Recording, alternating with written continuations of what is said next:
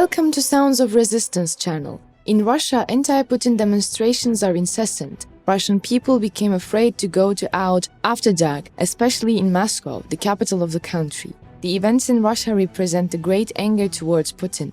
Russian leader Putin has been the target of heavy criticism since he started invading Ukraine. When Putin's army targeted civilian settlements in Ukraine, it caused a reaction especially from NATO and the West. NATO and the West informed Putin that the Russian army's targeting of civilian settlements in Ukraine is against international human rights law and that these attacks must be stopped as soon as possible. However, the Russian leader continues to read what he knows in Ukraine. Putin, in the past days, carried out actions that drenched the streets of Ukraine with the instructions he gave to the Russian commanders. Russian troops launched missile attacks on many Ukrainian cities, especially Kiev. The missile attack by the Russian army targeted civilians and power lines. The aim of the attacks of the Russian army is to break the resistance and faith of the people in Ukraine in the war. The Ukrainian people did not blow their heads against the attacks of the Russian army, just like the Ukrainian army. Ukraine continued to sing their victory march as Russian missiles flew overhead.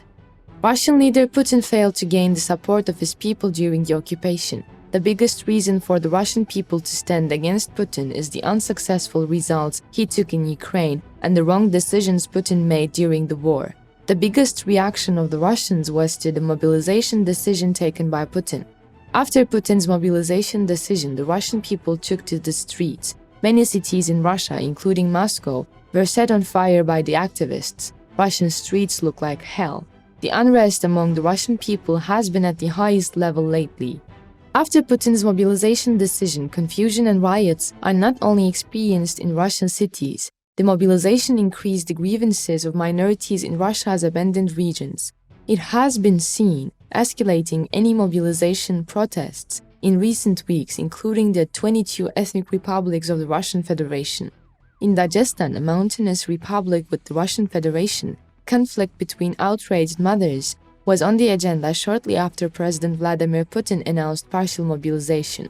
In another part of the North Caucasus city, clashes between protesters and police with batons resulted in injuries to many demonstrators, according to geolocated videos. Tens of thousands of young soldiers, mostly from non-Russian ethnic groups, fled their countries to escape Putin's imposition of mobilization. Putin's army is failing in the face of the fierce and swift resistance of the Ukrainian warriors, and after the attacks of the Ukrainian army, the death news from the Russian army continues to increase. The bodies of Russian soldiers who died in Ukraine are sent home, causing anger and resentment against the Russian government and leader Putin. It was a matter of curiosity how long the people in Russia's ethnic republics and distant geographies would remain silent and bow to the corpses sent to their homes. The peoples of Russia's ethnic republics and distant geographies have long crept under Moscow's imperial rule. Likewise, the lands in the Far East and parts of far northern Russia are also under the influence of the Russian oppressive regime.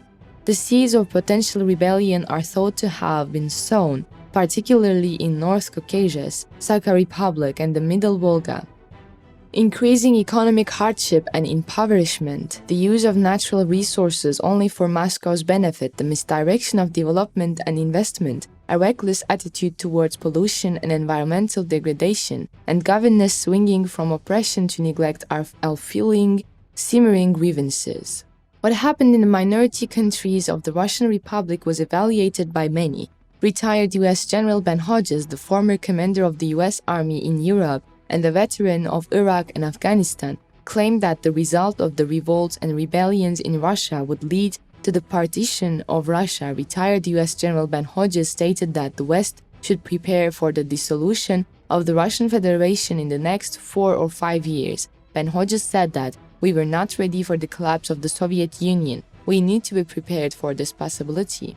The retired general says Putin's arrogant war risks unwittingly tearing Russia apart.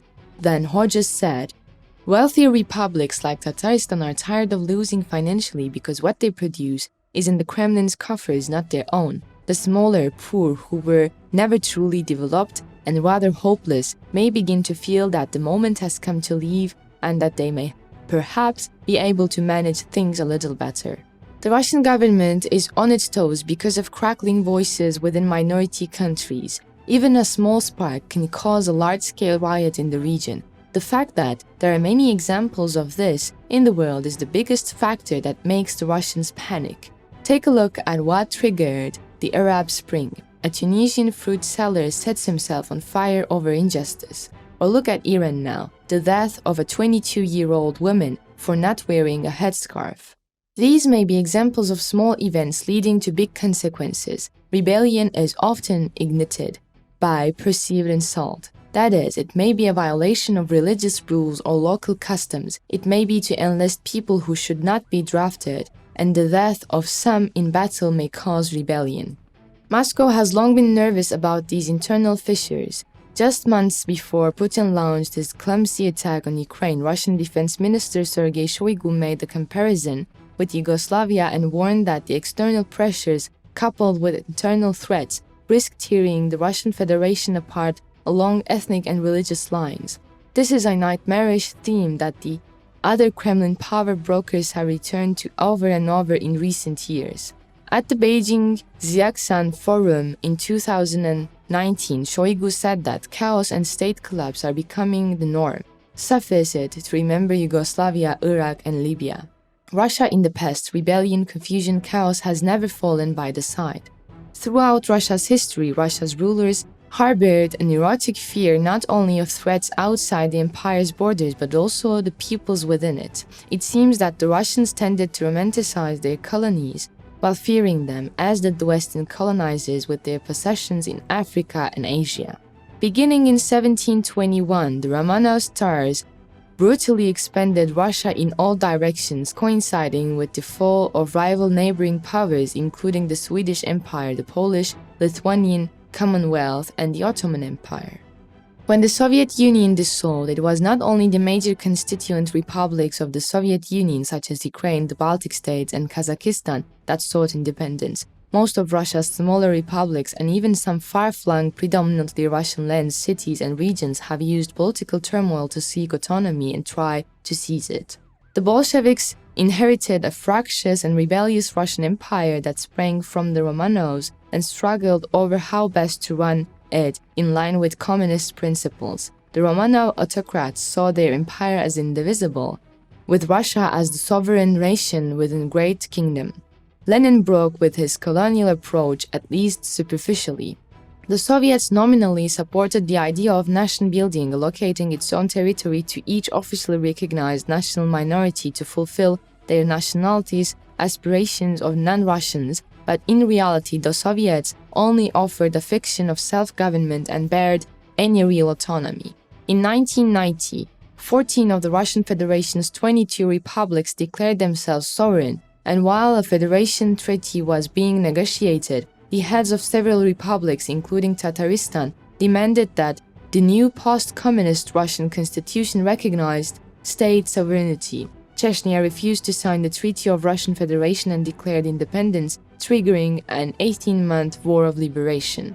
Putin systematically centralized republics and state power. In 2002, the Russian Constitutional Court ruled that the sovereignty of the Russian Federation would invalidate any declaration of sovereignty made by republics or other federal subjects. In 2002, Putin blocked the governorship elections in order to gather the state power.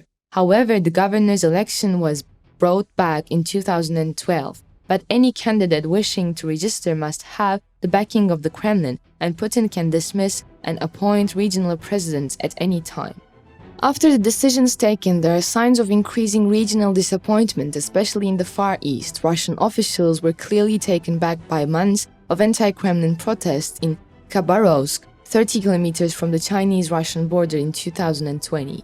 The Kremlin is alive to the dangers of growing nationalism among the ethnic groups of the Federation by banning and labeling as extremist any organization that promotes national rights, independence, or autonomy, such as the Bashkortostan, which seeks to protect the rights and interests of the Bashkir people. On October 11, Bashkir nationalist Shamil Amangildin urged Ukrainian President Volodymyr Zelensky to recognize the independence of Bashkortostan. In 2021, the Russian Justice Ministry suspended the activists of All Tatar People's Center in Tatarstan for its extremist activities, and those inside the Kremlin were infuriated this year after an umbrella organization, the Free Nations Forum of Russia, and the Russian leadership defending the right to self-determination held meetings in Europe and presented a map of Russia divided into 34 states, which according to the forum should form a new Commonwealth of Free Russian States. It is only a matter of time before Russian leader Putin is faced with a great threat with the uprisings in the countries of the Russian Federation. Another big upheaval seems to be awaiting for Putin as the Russian leader continues his struggle for occupation in Ukraine. Recently, separatist words have started to be used quite a lot throughout Russia. More difficult days will await Russia in the coming days. To be notified of new videos, please do not forget to subscribe to our channel and turn on notifications. Thank you for watching us.